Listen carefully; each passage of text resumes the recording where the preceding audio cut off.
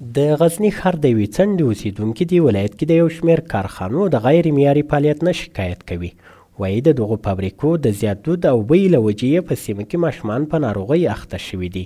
برای ما خیلی صدمه زیاد رسانده. ما اکثر در این نقطه‌ای که باید اینجا هوایش بسیار خوب باشه، آلوده نباشه، هوای نامساعد، هوای آلوده، بدترین هوا در این ساحه از ما است. به خاطر همین چیه کارخانه های گجه برای فعلا چیزی که یا تولید میکنه به جای فایده بر منطقه ضرر رسانده. درسته یک چرخه اقتصادی است ولیکن این یاد کل تولیداتش غیر معیاریه. از مقامات بالا خواهشمندیم که این کارخانه ها معیاری شود به خاطری که آلودگی های پوستی برای اطفال به وجود آمده.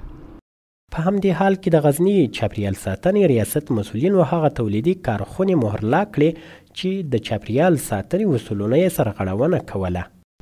تقریبا 10 دانې کارخونې د ګچ موږ وتړلې ځکه د چاپیریال ساتنې د اصولو مخالفت یې کاوه او بار بار موږ د چې تعهدونه هم اخیستي وو خو په تعهد باندې عمل نه و کړی او خلک هم ورباندې عارض وو، نو ځکه مو دا 10 دانې وتړلې. اسلامي او طبي کارپوهان هم د چاپریال په پاک ساتلو ټینګار کوي او وایي چې ناپاک هوا او ککړ چاپریال د ډیرو ناروغیو سرچینه بلل کیدای شي.